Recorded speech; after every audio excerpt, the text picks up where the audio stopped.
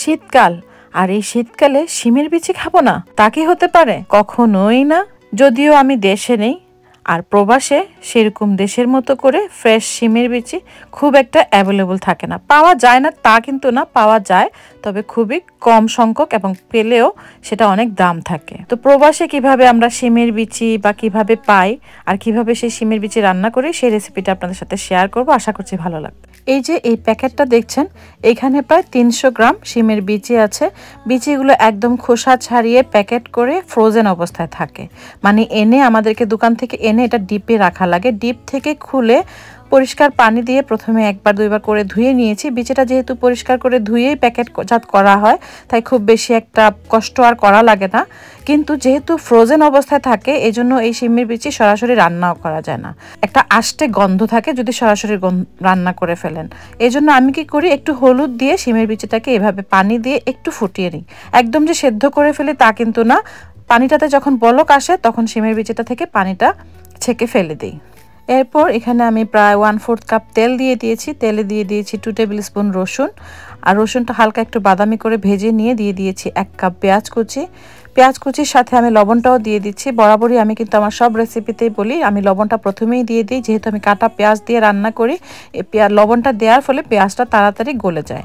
সামান্য একটু গরম পানি দিয়ে ঢাকনা দিয়ে ঢেকে দেবো, পেঁয়াজটা যেন গলে আসে। পেঁয়াজটা যখন এরকম গলে যাবে বা মিশে যাবে রসুনের সাথে, তখন এখানে আমি স্বাদ মতো শুকনো মরিচের গুঁড়ো দিয়ে দিচ্ছি। আমি এখানে 1 টেবিল স্পুন দিয়েছি। 1/2 টেবিল স্পুন দিয়ে দিচ্ছি হলুদের গুঁড়া, 1/2 টেবিল স্পুন ধনে গুঁড়া, 1 টিস্পুন জিরার গুঁড়া দিয়ে এখন মশলাটাকে নেড়ে কষিয়ে নিচ্ছি। আপনারা চাইলে কিন্তু শিমের বিচিটা এমনিতেও রান্না করতে পারেন, কিন্তু সত্যি করে বলছি, শিমের বিচি যদি আপনারা এভাবে একটু আগে একটু ভাপ দিয়ে তারপরে রান্না করেন, তাহলে কিন্তু শিমের বিচিটা একদম দেশের শিমের বিচির মতোই ফ্রেশ মনে হবে, কোনো গন্ধ লাগবে না।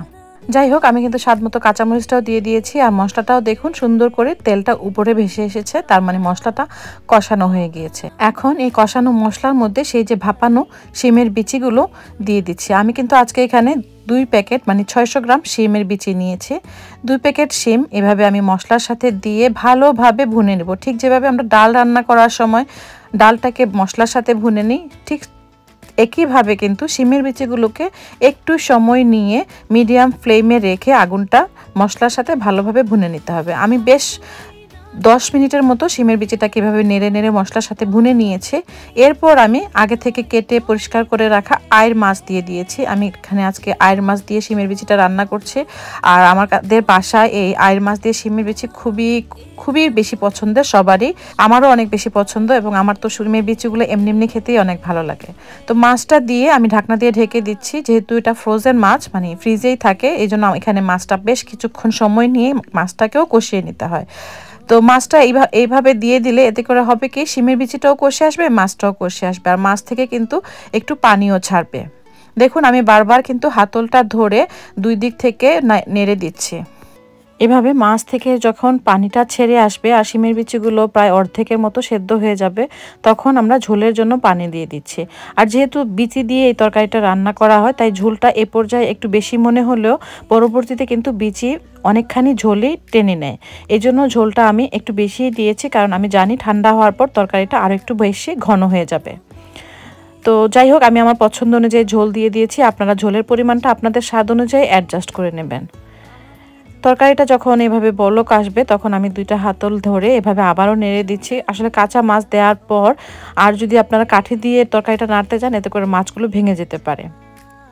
তো তরকারিটা হয়েই এসেছে। এখন শেষের দিকে আমি ধনেপাতা দিয়ে দিচ্ছি। ধনেপাতা দিয়ে ঢাকনাটা দিয়ে আরও 10 মিনিটের মতো কম আঁচে চুলায় বসিয়ে রাখার পরেই কিন্তু তৈরি হয়ে যাবে খুবই খুবই বেশি মজার শীতের দিনের স্পেশাল শিমের বিচি দিয়ে আয়ের মাছ।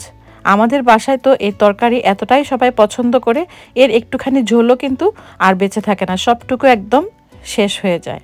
আশা করছি আজকের আমার এই রেসিপিতে আপনারাও একদিন রান্না করে দেখবেন, আর কেমন লাগলো কমেন্ট করে জানাবেন। ভালো লাগলে অবশ্যই শেয়ার করবেন। ইনশাল্লাহ দেখা হবে পরবর্তীতে আরও কোনো একটা রেসিপি নিয়ে। সেই পর্যন্ত ভালো থাকবেন, সুস্থ থাকবেন। আল্লাহ হাফেজ।